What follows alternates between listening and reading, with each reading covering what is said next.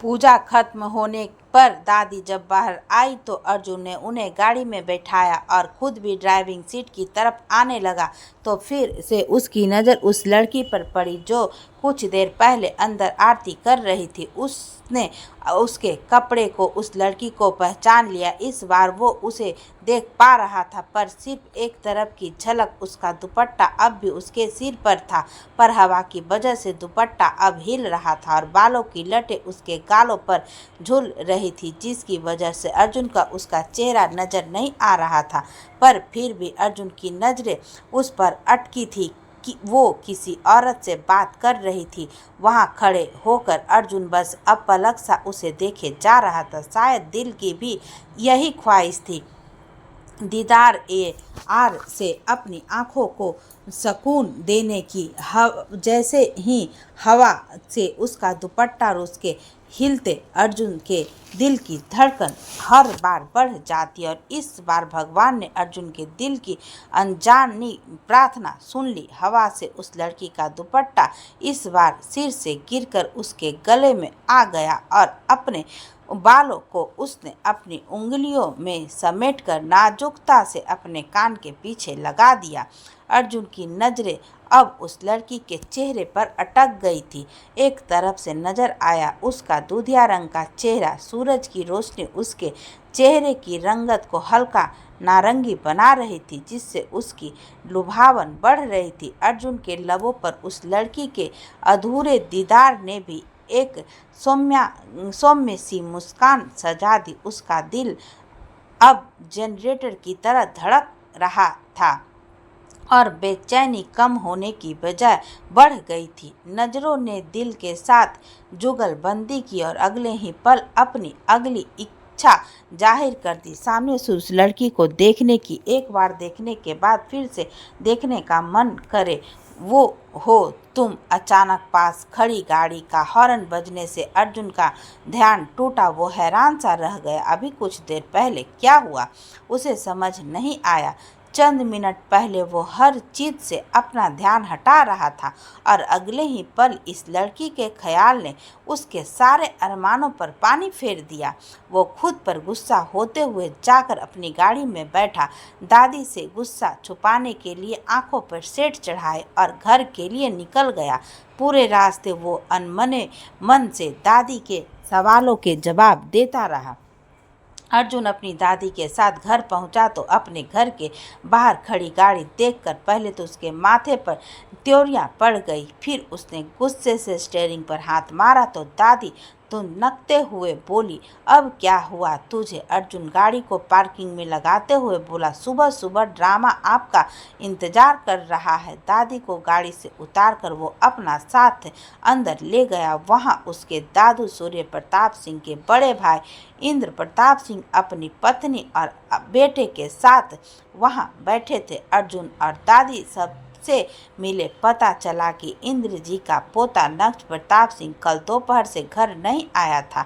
ऐसा पहले भी एक दो बार हुआ था, तो अर्जुन ने ही उसका पता लगाया था। इंद्र प्रताप सिंह और सूर्य प्रताप ने अपने व्यापारिक संघर्ष तकरीबन एक साथ इस शहर से ही शुरू किया था। सूर्य प्रताप जी की प्रतिभा इंद्र प्रताप से ज़्यादा थी, तो कमाई भी स्वाभाविक रूप से ज़्यादा थी। इंद्र प्रताप जी को काफ़ी पहले से ही ये बात चुभ रही थी और ये चुभन फिर धीरे धीरे पारिवारिक बन गई। वैसे 4-5 साल पहले तक तो उनकी कमाई में फासला ज़्यादा नहीं था, पर अर्जुन ने जैसे ही बिजनेस में अपनी रुचि और दिमाग लगाना शुरू किया, ये फासला बढ़ने लगा। अर्जुन ने अपनी पढ़ाई पूरी होने से पहले ही अपने पापा और दादा के साथ कंपनी में रुझान दिखाना शुरू कर दिया था। वो विदेश से ही हर रोज शाम को तकरीबन 2 से 3 घंटे उन दोनों से पूरी जानकारी लेता और अपने सुझाव देता। सूर्य प्रताप सिंह जी और अजय जी अर्जुन के फैसलों से हमेशा ही प्रभावित होते थे। जहां अब तक उसके पापा और दादा बिना कोई रिस्क लिए अपना काम काज संभाल रहे थे, वहीं अब अर्जुन ने बिजनेस से हुए लाभ का कुछ प्रतिशत कुछ रिक्सी डीलक्स से लगवा दिया और फिर इतने प्रभावित तरीके से उसे हैंडल किया कि कंपनी का लाभ बढ़ा, कमाई बढ़ी और कंपनी तो दिन दुगनी और रात चौगुनी उन्नति करने लगी। फिर जब अर्जुन पढ़ाई पूरी करके इंडिया वापस आया तो उसने कंपनी के हित में कुछ बड़े फैसले जो वही सही साबित तो हुए और साथ ही कंपनी एक नई ऊंचाई पर पहुंच गई। एक भाई की कामयाबी दूसरे की जलन बन गई और ऊपर से इंद्र जी का पोता भी उनके कहने से बाहर था। इन सब का असर उनके कारोबार पर भी पड़ रहा था, तो वो सूर्य प्रताप जी के कहने पर अर्जुन उनकी मदद कर देता था। पर फिर उन डील्स में जिसे खुद इंद्र जी या उनके बेटे हेमंत जी देखते थे, अर्जुन अभी हेमंत जी के से नक्श के बारे में बात कर ही रहा था कि कुंज वहां पहुंचा। उसके हाँफने से ही पता लग रहा था कि वो काफी तेजी से आया है। अर्जुन ने उसे घूर कर देखा तो वो बोला, सॉरी सर, अर्जेंट था थोड़ा। अर्जुन, बोलो कुंज सर, वो नक्श सर, उनको पुलिस ने अरेस्ट किया हुआ है। ये सुनकर तो सब लोग सकते में आ गए। अर्जुन को भी थोड़ी हैरानी हुई, तो जानता था कि नक्श के अंदर काफ़ी बुरी आदतें हैं, पर नक्श पुलिस और जेल से हमेशा बचकर रहता था। Arjun, arrest Kunj? Yes sir. तब तक पुलिस का नाम सुनकर बाकी सब भी कुंज के पास आकर खड़े हो गए थे। इंद्र प्रताप सिंह और उनकी पत्नी वीरमती जी के चेहरे पर चिंता साफ दिख रही थी। नक्श के माता पिता हेमंत जी और हिमानी जी भी परेशान थे। आनंदी जी ने सबको परेशान देखा तो उन्होंने सबसे बैठकर बात करने को कहा। सब आकर बैठ गए। अर्जुन ने कुंज को भी इशारे से बैठने को कहा, जो अभी भी वहीं खड़ा था। कुंज पहले तो थोड़ा झिझका, पर फिर अर्जुन के कहे का सम्मान करने के लिए वहीं एक तरफ बैठ गया। अर्जुन, कुंज से तुम्हें किसने बताया ये सब? कुंज सर, वो नक्श सर का फोन आया था मुझे कि उनका किसी से झगड़ा हो गया है, पुलिस उन्हें थाने ले गई है। उस वक्त सुबह के तकरीबन 3 बजे थे, तो मैं आपकी नींद खराब नहीं करना चाहता था, इसलिए मैंने हमारे वकील को पुलिस स्टेशन भेज दिया था। मुझे लगा कि नशे की वजह से कुछ मनमुटाव हो गया होगा। पर अर्जुन भौं को उचकाते हुए बोला, पर कुंज, अर्जुन से थोड़ी देर पहले वकील ने मुझे फ़ोन किया था। जो कुछ उसने मुझे बताया उसके बाद पहले मुझे आपसे बात करना जरूरी लगा। कुंज की बात सुनकर हेमंत एकदम से बोले, जो भी बात है नक्श के घर आने के बाद ही हो सकती है ना? अर्जुन हेमंत जी को टोकते हुए, ताऊ जी, अगर कुंज यहाँ बात करने आया है तो बात पक्का जरूरी है। फिर कुंज से बोला, कुंज तुम बताओ। कुंज हिचकिचा कर, सर पूरी बात तो मैं फैमिली के सामने नहीं बता सकता। पर Arjun, Kunj, don't hesitate, just say it, सबको सब पता होना चाहिए। Kunj, I am sorry sir, मैं घर की लेडीज के सामने सब कुछ नहीं बता पाऊंगा। बस इतना कह सकता हूँ कि नक्श सर और उसके साथ एक और लड़का है, नीरज सोलंकी, दोनों के खिलाफ एक लड़की ने अटेम्प्ट टू रेप की कंप्लेंट की है। पुलिस ने आपका नाम सुनकर अब तक FIR तो दर्ज नहीं की है, पर नीरज का नाम सुनकर संग्राम सोलंकी और नितिच्छा के कान भी खड़े हो गए। संग्राम जी थोड़ा हिचकते हुए कुंज से बोले, नीरज? कुंज, हाँ, नीरज सोलंकी, ट्रेंडिंग कंपनी के प्रोपराइटर।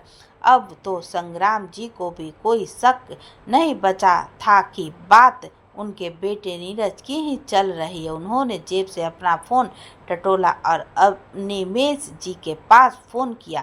बात करने पर पता चला कि कुंज के भेजे वकील ने नक्श के कहने पर नीरज के पिता को भी फ़ोन करके मामला बता दिया था और निमेश जी वहां आने के लिए निकल चुके थे। इंद्र प्रताप जी अर्जुन के पास आकर बोले, अर्जुन, नक्ष को बाहर तो निकलवाना पड़ेगा ना, वरना प्रताप खानदान की बहुत बदनामी होगी। अर्जुन, नहीं दादाजी, हर बार मैं आप लोगों के कहने पर नक्ष की गलतियों को अनदेखा कर देता था, पर इस बार उसने किसी लड़की के साथ गलत हरकत करने की कोशिश की है और मैं इसके लिए उसका साथ बिल्कुल नहीं देने वाला हूँ। आप लोग देख लीजिए कि क्या करना है। फिर वो कुंज को अपने साथ लेकर स्टडी रूम की तरफ चला गया। बाकी सब भी जान गए थे कि अब अर्जुन को मनाना आसान नहीं है। ऊपर से वो कुंज को भी अपने साथ ले गया। अब वो कुंज की मदद भी नहीं ले सकते थे। स्टडी रूम में पहुंचकर अर्जुन ने कुंज से पूछा, अब बताओ मुझे पूरा मैटर। कुंज, सर, कल वो दोनों यहाँ किसी मीटिंग के लिए होटल गए थे और मीटिंग खत्म होने के बाद नीरज की सेक्रेटरी वहाँ रुकी हुई थी। कारण तो पता नहीं कि उसे नीरज ने ज़बरदस्ती रोक रखा था या कुछ काम था, पर डिनर के बाद उन दोनों ने शराब पी और फिर दोनों ने मिलकर उस लड़की से बदतमीजी करने की कोशिश की। उस लड़की ने किसी तरह होटल वालों को बताया और पुलिस आकर नक्श, सर और नीरज को अपने साथ ले गई। ये सब वकील को पुलिस ने उस लड़की के बयान के आधार पर बताया है। अर्जुन, वो लड़की झूठ भी तो बोल सकती है।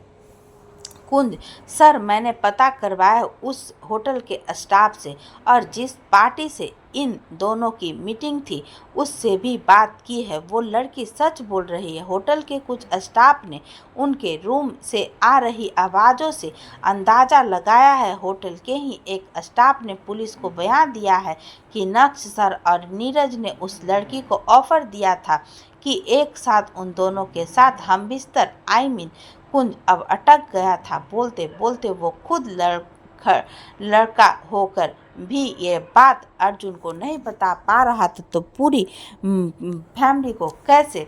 अर्जुन ने ये सुनते ही सामने रखी मेज पर जोर से गुस्सा मारा और बोला, डैड, मेरी तो समझ से बाहर है कि बिना किसी लड़की की मर्जी की कोई उसके साथ कैसे, वो भी एक दोस्त के साथ मिलकर। It's unbelievable. नक्श अब अपनी हदें पार करता जा रहा है। तुम वकील को फ़ोन करके उसे वापस जाने को कहो। इस बार नक्श को सज़ा मिलनी ही चाहिए। कुंज भी अर्जुन की बात से सहमत था, पर वो ये सब खुद से डिसाइड नहीं कर सकता था। उसने अर्जुन के कहे अनुसार वकील को नक्श की कोई भी मदद करने से मना कर दिया। कुछ देर बाद अर्जुन ऑफिस के लिए तैयार होने के लिए अपने कमरे में चला गया और कुंज वापस जाने लगा तो अजय जी ने उसे हॉल में रोक लिया। अजय जी, कुंज, तुम्हें अर्जुन को बिना बताए नक्श को बाहर निकलवाने में मदद करनी ही होगी। कुंज अजय जी को मना तो नहीं करना चाहता था, पर इस बार अर्जुन की सख्त मनाही ने उसके हाथ बांध रखे थे। वो आराम से बोला, सर, मैं अर्जुन सर को बिना बताए कुछ नहीं कर सकता। अगर उन्हें भनक भी लगी तो मुझे नौकरी से बाहर निकाल देंगे। अजय जी कुंज को तसल्ली देते हुए, ऐसा कुछ नहीं होगा, मैं अर्जुन से बात कर लूँगा, पर अभी तुम वकील से कहो। वो अर्जुन और तुम्हारे सिवा किसी की बात नहीं मानेगा। अब मैं जानता हूँ कि अर्जुन ने उसे मना कर दिया होगा। कुंज ने बेबसी से अपना सिर नीचे कर लिया और कुछ नहीं कहा तो नितिशा ने आगे आकर कुंज से कहा, आपको अंकल की बात माननी चाहिए। अगर FIR हो गई तो फिर सब उलझ जाएगा। कुंज, आई एम सॉरी, पर आपको एंगल ये समझना चाहिए उन दोनों ने गलत किया है। नितिशा को कुंज को इस तरह बात करना अच्छा नहीं लगा। उसने अजय जी से कहा, अंकल, ये कंपनी का एक एम्प्लॉय ही तो है ना, इसे अगर अर्जुन जी नौकरी से निकाल सकते हैं तो आपकी बात न मानने पर आप भी तो निकाल सकते हैं। कुंज के साथ साथ बाकी सब ने भी नीतिच्छा को हैरानी से देखा, क्योंकि नीतिच्छा तो नहीं जानती थी पर बाकी सब जानते थे कि कुंज अर्जुन के लिए क्या है। नीतिच्छा या बाकी कोई और कुछ कहता उससे पहले ही अर्जुन की रौबदार आवाज़ सबके कानों में पड़ी, मैं भी तो देखूं कि कौन कुंज को नौकरी से निकालता है। किसी के मुंह से चू तक की आवाज़ नहीं निकली। नीतिच्छा भी ये सुन कर एक पल को घबरा गई थी। अर्जुन नीतिच्छा के सामने आया और उससे बोला, कुंज सिर्फ मेरा असिस्टेंट है, पूरी फैमिली का नहीं, और उसे नौकरी से निकालने की पावर बस मेरे पास है। पर हाँ, तुम्हें नौकरी से निकलवाने की पावर कुंज के पास ज़रूरत है। तो आइंदा से याद रहे कि कुंज को कुछ भी गलत करने का सीधा असर तुम्हारे करियर पर भी पड़ सकता है। कुंज के चेहरे पर एक हल्की सी मुस्कान उतर आई। वो जानता था उसका बॉस उसके साथ कितना भी खड़ूस हो, पर किसी और की कोई हिम्मत नहीं है उसे एक शब्द भी कहने की। फिर अर्जुन सूर्य प्रताप जी के पास जाकर बोला, दादू, आपके दोस्त की पोती को आप ही समझा दीजिए। मेरा समझाने का तरीका शायद उसे ज़्यादा पसंद न आए। नीतिच्छा, अर्जुन जी, मेरा वो मतलब नहीं। अर्जुन उसकी बात काटते हुए, मुझे तुम्हारे मतलब से कोई मतलब नहीं है। आनंदी जी अर्जुन को कुछ और कहने से रोकते हुए बोली, अर्जुन वो मेहमान है बेटा। अर्जुन को अपनी मोम का उस लड़की की साइड लेना बिल्कुल पसंद नहीं आया, खास तौर पर तब जब वो लड़की गलत थी। वो अपनी मॉम को नाराज़गी दिखाते हुए बोला, मेहमान है तो मेहमान की तरह रहे। मेरे घर के मसलों में बोलने की और मेरे लोगों से बदतमीजी करने की ज़रूरत नहीं है। आनंदी जी ने फिर से अर्जुन को समझाते हुए कहा, बेटा, उसका भाई भी नक्श के साथ है ना, वो बहन है तो परेशान होगी उसके लिए। संग्राम जी नीतिच्छा की बेवकूफ़ी पर गुस्सा जरूर थी, पर बात को संभालने के लिए आगे आकर अर्जुन से बोले, बेटा बच्ची है, इसकी तरफ से मैं भी माफ़ी मांगता हूँ। अर्जुन, आप मेरे दादू के दोस्त हैं, मुझे आपकी तरफ से माफ़ी नहीं चाहिए। बस इस लड़की को समझा दीजिए कि आगे से ऐसा कुछ न करे। हेमंत जी को इस वक्त नक्श की फिक्र हो रही थी और संग्राम जी को नीरज की। दोनों जानते थे कि अटेम्प्ट टू रेप में अगर FIR दर्ज हो गई तो बेल भी आसानी से नहीं मिलेगी। सूर्य प्रताप जी भी उन दोनों की परेशानी समझ रहे थे। उन्होंने आनंदी जी को अर्जुन को मनाने का इशारा किया। आनंदी जी अर्जुन के गुस्से से अच्छे से वाकिफ थी और जब बात किसी लड़की की इज्जत की आती थी तो अर्जुन का गुस्सा दुगना हो जाता था। फिर भी आनंदी जी ने एक कोशिश करते हुए कहा, अर्जुन बेटा, जरा दिमाग को शांत करके सोचो। मान लो कुछ ऐसा हुआ हो तो हमें पता न हो, हमें बात तो करनी होगी ना बेटा, तभी तो पता चलेगा कि वह लड़की झूठ बोल रही है या फिर सच। किसी और की बात सुनकर हम नक्श को ऐसे ही नहीं छोड़ सकते अर्जुन, आखिर वह भी बेटा है इस घर का। अर्जुन, मॉम, आप चाहे कुछ भी कहो पर मुझे नक्श पर बिल्कुल भरोसा नहीं है। वह पहले भी ऐसी हरकतें कर चुका है, उसके लिए यह नया नहीं है। इसलिए आप लोगों को जो करना है आप कर सकते हैं, पर मैं इसका हिस्सा बिल्कुल नहीं बनने वाला। जब सब ने देखा कि अर्जुन किसी भी मदद को बिल्कुल साफ मना कर चुका है तो फाल्गुनी जी ने कहा, बेटा, मेरे कहने से एक आखिरी बार सिर्फ हमारे साथ चल। वहाँ जाकर बात करने से ही तो पता चलेगा न कि गलती किसकी है, और अगर गलती नक्श की हुई तो हम तुझे ज़बरदस्ती उसका साथ देने के लिए नहीं कहेंगे। अर्जुन कितना भी दृढ़ निश्चय क्यों न कर ले, पर जब बात उसकी दादी, उसकी माँ, उसके परिवार की आती थी तो वह नरम हो ही जाता था। पर इस बार भी यही हुआ। आनंदी जी और फाल्गुनी जी ने उसे मना तो लिया, पर अर्जुन ने सबको साथ चलने के लिए मना कर दिया। उसने कहा कि वह खुद कुंज के साथ वहां जाएगा। अजय जी और हेमंत जी साथ चल सकते हैं और संग्राम जी भी चाहे तो अपने पोते के लिए आ सकते हैं, पर घर की औरतों को मैं बिना किसी ठोस कारण के लिए पुलिस स्टेशन नहीं लेकर जाने वाला। किसी को भी इस बात से कोई आपत्ति नहीं थी, इसलिए सब ने बिना किसी ना नुकुर के हामी भर दी। संग्राम सोलंकी जी ने भी रास्ते में अनिमेष जी को फ़ोन किया तो अनिमेष जी ने उन्हें बताया कि वो भी चंडीगढ़ आने के लिए निकल चुके हैं। दरअसल नीरज ने भी अर्जुन के वकील की मदद से अपने पिता अनिमेष सोलंकी जी को फ़ोन करके सब बता दिया था और अनिमेष जी ने उसे यहाँ से निकलने का भरोसा दिया था। जब अर्जुन बाकी सब के साथ पुलिस स्टेशन पहुंचा, उसने देखा कि उसका वकील वहीं मौजूद था। कुंज ने उसे वापस फ़ोन करके बुला लिया था। इंस्पेक्टर से बात करने से पता चला कि शिकायत करने वाली लड़की भी यही है और उन्होंने देखा कि नीरज और नक्श एक तरफ अपना सिर झुकाए बैठे थे। हेमंत जी और संग्राम जी तुरंत नीरज और नक्श के पास गए और उनके ठीक ठाक होने की खबर लेने लगे। अपने अपने घर वालों को देखकर नीरज और नक्श को भी जान में जान वापस आ गई थी। संग्राम जी नीरज से बोले, नीरज क्या है ये सब बेटा? नीरज ये सुनते ही सकपका गया, पर खुद को थोड़ा संयम करते हुए कुछ कहने की कोशिश करने लगा। दादाजी, वो नीरज अटक रहा था और साथ ही नक्श की तरफ देख रहा था, मानो आंखों ही आंखों में उसे कुछ बताना चाह रहा हो या कुछ पूछना चाह रहा। उसकी ये सकपकाहट या घबराहट अर्जुन की नज़रों से छुप नहीं पाए। अर्जुन ने थोड़ा आगे आते हुए नक्श से कहा, नक्श, तुम्हारा दोस्त तो सच बता नहीं पा रहा, तो तुम ही सच बता दो। नक्श ने अर्जुन की बात सुनकर नीरज को घूरा और फिर आराम से हेमंत जी को देखते हुए बोला, पापा, कल रात ड्रिंक शायद थोड़ी ज़्यादा हो गई थी और इसी वजह से हम दोनों को सब कुछ पूरी तरह से याद नहीं है। हेमंत जी को नक्श की बात सुनकर गुस्सा आ गया और वो गुस्से से बोले, क्यों? कल रात तुम्हारे बाप की शादी थी क्या, जो तुमने खुशी से ज़्यादा ड्रिंक कर ली थी? नक्श, पापा प्लीज़, थोड़ी ज़्यादा हो गई तो हो गई ना, अब बात का बतंगड़ मत बनाइए और हमें यहाँ से बाहर निकलवाइए। हेमंत जी, यहाँ से बाहर निकलवाऊंगा। इतनी बड़ी बड़ी गलतियाँ करने के बाद भी सीना चौड़ के खड़ा है। शर्म लिहाज कुछ है भी या नहीं? खानदान का नाम डुबो कर ही चैन लेगा क्या?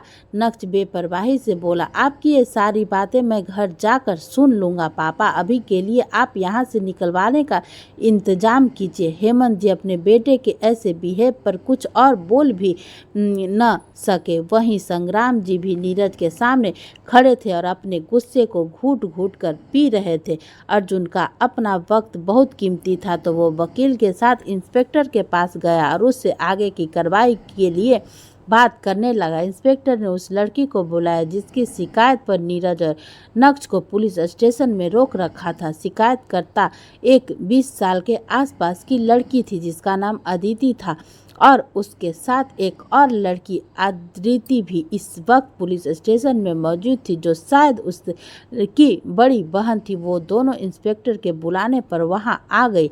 आदिति ने अर्जुन को देखते ही पहचान लिया और उसके पास आकर वो थोड़ा हिचकिचाते हुए बोली, आप अर्जुन प्रताप सिंह है ना? अर्जुन के लिए ये कुछ खास चौंकने वाला सवाल नहीं था। उसने फेमस होने के बाद से अक्सर इस सवाल का सामना किया था। शायद मिलने वालों को उसे सामने देखकर विश्वास करना मुश्किल होता था। उसने हल्का सा मुस्कुराकर अपना सिर हाँ में हिला दिया तो आदिति थोड़ा हैरान होकर बोली, आप यहाँ? फिर नीरज और नक्श की ओर इशारा करके बोली, इनके साथ। अर्जुन को उसका ये सवाल कुछ खास पसंद नहीं आया। एक तो वो यहाँ आना ही नहीं चाहता था और ऊपर से अब एक लड़की उससे यहाँ आने का जस्टिफिकेशन मांग रही थी। ये अर्जुन के गुस्से को हवा देने को काफ़ी था और यही हुआ भी। उसने भड़कते हुए पर पूरे रौब के साथ अदिति से कहा, क्या तुम्हें ऐसी कोई गलतफहमी है कि तुम मुझसे सवाल कर सकती हो? अगर है तो उसे अपने दिमाग से निकाल दो। समझ गई? अर्जुन के इतने रूखे जवाब से अदिति का मुंह खुला रह गया। 2 सेकंड के लिए उसके दिमाग ने काम करना बंद कर दिया था। कुंज अदिति की हालत देखकर मुस्कुरा दिया। उसे पूरी उम्मीद थी अर्जुन के ऐसे ही जवाब की। फिर अर्जुन फिर सीधे अदिति की और मुखातिब हुआ और उससे बोला, मुझे पूरी बात जाननी है। अर्जुन ने अदिति के साथ जैसे अभी कुछ देर पहले व्यवहार किया था। अदिति जी कल रात से ही घबराई हुई थी। अब उसकी घबराहट और ज़्यादा बढ़ गई थी। उसे लगा कि कहीं उसने ऐसे बड़े लोगों की शिकायत करके किसी मुसीबत को बुलावा तो नहीं दे दिया ना। उसने डरते हुए कहा, आप कौन हैं? अर्जुन को अदिति को इस तरह डरते देखकर अनन्या का डरा हुआ चेहरा याद आ गया। तो उसने उस दिन कॉलेज में देखा था और अदिति को भी उसने देखकर उसे अब बुरा लग रहा था। उसने अब खुद के गुस्से को कंट्रोल करते हुए अदिति से कहा, डरो मत, पूरी बात सच सच बताओ। अदिति ने डरते हुए नीरज और नर्स की तरफ देखा तो अर्जुन ने उससे कहा, मैंने कहा ना, डरो मत, किसी से भी नहीं। अर्जुन की दृढ़ आवाज़ सुनकर अदिति का डर खुद ब खुद कम होने लगा था और उसका दिल कह रहा था उसे अर्जुन पर विश्वास करना चाहिए। उसने धीरे से कहा, नीरज सर और उनके पार्टनर नक्श जी ने मेरे साथ ज़बरदस्ती करने की कोशिश की। इसके आगे अदिति कुछ बोल नहीं पाई क्योंकि उसका गला रूंध चुका था। अर्जुन को भी ये सुनकर बिल्कुल अच्छा नहीं लगा। उसे किसी लड़की के साथ ऐसी हरकत गवारा ही नहीं थी। फिर भी उसने एक बार फिर अदिति की तरफ देखकर उसे आंखों से ही जताया कि पूरी बात बताओ। अब अदिति के पास उसकी हिम्मत बांधने आ गई थी। अदिति ने थोड़ा संभलते हुए बोलना शुरू किया, मैं नीरज सर की कंपनी में काम करती हूँ। कल नीरज सर की एक मीटिंग थी जहाँ साइन होटल में उसकी असिस्टेंट छुट्टी पर थी तो उन्होंने मुझे उसका सारा काम देखने को कहा था। इस मीटिंग में मैं उनके कहने पर ही आई थी। कुछ डिटेल्स नोट करने को बोला था उन्होंने मुझे। आज से पहले मेरे और नीरज सर के बीच हमेशा फॉर्मल ही बातचीत हुई थी तो मुझे भी उनके साथ आने में कोई ख़ास दिक्कत नहीं थी। उन्होंने हमेशा ठीक ही व्यवहार किया था मेरे साथ। कल होटल में नक्श सर भी उस मीटिंग के लिए ही आए थे। मीटिंग खत्म होने पर मैंने अदिति दीदी के पास जाने के लिए नीरज सिंह की इजाज़त मांगी तो उन्होंने कहा कि तुम अकेली कहाँ परेशान होगी, डिनर कर लो, फिर हम दोनों भी उसी साइड जा रहे हैं तो तुम्हें ड्रॉप कर देंगे। मैंने बाहर देखा तो अंधेरा होने लगा था और इस शहर में भी नई थी तो मैंने उनकी बात मान ली। मेरा कुछ खाने का मन नहीं था तो मैं एक सोफे पर बैठकर इंतज़ार करने लगी। पहले नक्श सर रूम से बाहर गए। कुछ देर बाद वो वापस आए तो मुझे थोड़े अलग से लगे। उनके शर्ट के ऊपर के 2 बटन अब खुले थे और आंखें भी हल्की लाल थी, पर मैंने ये सोचकर इग्नोर कर दिया कि शायद थकावट के कारण। फिर नीरज सर भी उठकर बाहर गए और वो भी जब वापस आए तो पहले की तरह ठीक नहीं थे। मुझे कुछ सही नहीं लगा तो मैंने उन्हें दोनों से कहा कि उन्हें वक्त लगेगा तो मैं कैब से चली जाती हूँ। मैंने जैसे ही बाहर जाना चाहा तो नीरज सर ने मेरा हाथ पकड़ लिया और उन्होंने मुझे अपने साथ रात बिताने के लिए पैसे ऑफर किए। जब मैंने मना किया तो मैं ऐसी लड़की नहीं हूँ तो उन्होंने कहा कि अगर मैं ये पैसों के लिए नहीं करना चाहती तो मैं ये सब इंजॉयमेंट के लिए कर सकती हूँ। मैंने फिर से मना किया और गेट खोलकर बाहर निकलने लगी तो नक्श सर ने मुझे ज़बरदस्ती कमरे के अंदर खींच लिया। बाहर कॉरिडोर में जो होटल स्टाफ खड़ा था उन्होंने भी यह सब देखा था। ये दोनों मुझे बार बार अपने साथ फिजिकल होने के लिए बोल रहे थे। मैंने इनको बहुत समझाने की कोशिश की, मैं इनके आगे गिड़गिड़ाई भी, पर यह कुछ सुन ही नहीं रहे थे। और फिर जब नीरज सर ने कहा कि अगर मैं इनकी बात मान लूँगी तो मुझे न सिर्फ सैलरी में बढ़ोतरी मिलेगी बल्कि साथ में प्रमोशन भी मिलेगा और अगर मैं एक साथ इन दोनों को खुश करूँगी। ये बात सुनकर पता नहीं कैसे पर मैंने नीरज सर को थप्पड़ मार दिया और उसके बाद तो ये दोनों जैसे जानवर बन गए। दोनों ने मेरे साथ ज़बरदस्ती करने के लिए मुझे दबोचना चाहा, पर मेरी किस्मत अच्छी थी कि मैं दरवाजे के पास थी और मेरा चिल्लाना सुनकर हॉस्टल का स्टाफ आ गया था और उन्होंने पुलिस को भी फोन कर दिया था, वरना अदिति अब रोते रोते सुबकने लगी थी और अर्जुन गुस्से से अपनी मुठ्ठियां भीजे खड़ा था। नीरज और नक्श की नजरें झुकी थी और साथ ही झुका हुआ था हेमंत जी और संग्राम जी का सिर। अर्जुन ने गुस्से में जाकर नक्श का कॉलर पकड़ लिया और उसे एक तमाचा जड़ ही दिया होता कि अथर्व की आवाज ने उसे रोक दिया।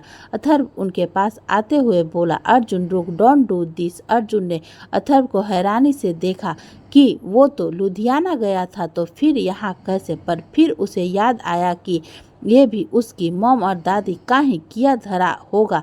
आनंदी जी ने अर्जुन के घर से निकलते ही अथर्व को फोन करके सब बता दिया था और उसे वापस बुला लिया था। गनीमत थी कि वो अभी तक अपने अस्पताल में ही कुछ जरूरी काम के चलते रुका हुआ था, तो अपनी मॉम को फोन आते ही पुलिस स्टेशन के लिए निकल गया था।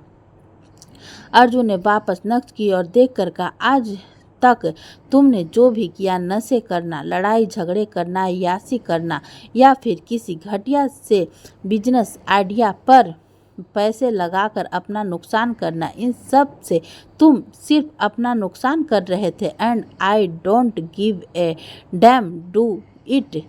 पर आज जो तुमने किया उसकी कोई माफ़ी नहीं है, कम से कम मेरी नज़रों में तो नहीं है, इसलिए मुझसे मदद की उम्मीद भी मत रखना।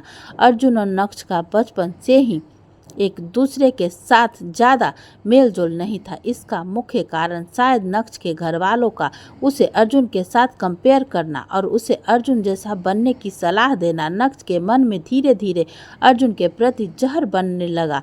अर्जुन बेशक बचपन से प्रतिभाशाली था, हर चीज में अव्वल, चाहे वो पढ़ाई हो या खेलकूद या एक्स्ट्रा एक्टिविटीज़, पर उसे किसी को आराम से समझाना या प्यार से बात करना कम ही आता था। यही वजह थी कि नक्श उससे दूर होता चला गया और उससे आगे निकलने के चक्कर में गलत संगत में पड़ता चला गया।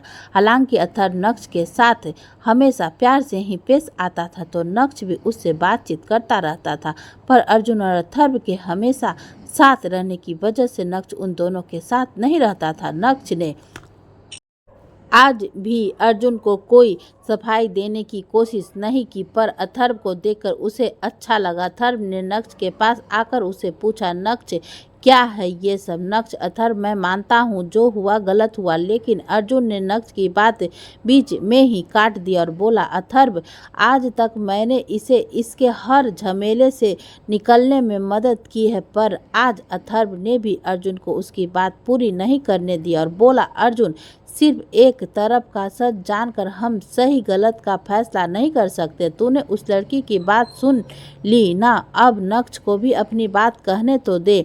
नक्श कुछ और कहता उससे पहले ही अदिति अथर्व के सामने आई और बोली, डॉक्टर साहब। अथर्व ने अब तक अदिति को देखा नहीं था, तो वो थोड़ा हैरान होते हुए बोला, डॉक्टर अदिति आप यहाँ कैसे? अथर्व और अदिति एक ही अस्पताल में डॉक्टर है और एक दूसरे को पहले से जानते थे। अदिति जिस लड़के की तरफदारी आप कर रहे हैं उसने मेरी ही बहन के साथ बदतमीजी की है। अथर्व ने यह सुनते ही एक बार नक्श और नीरज को देखा और फिर एक तरफ खड़ी अदिति को।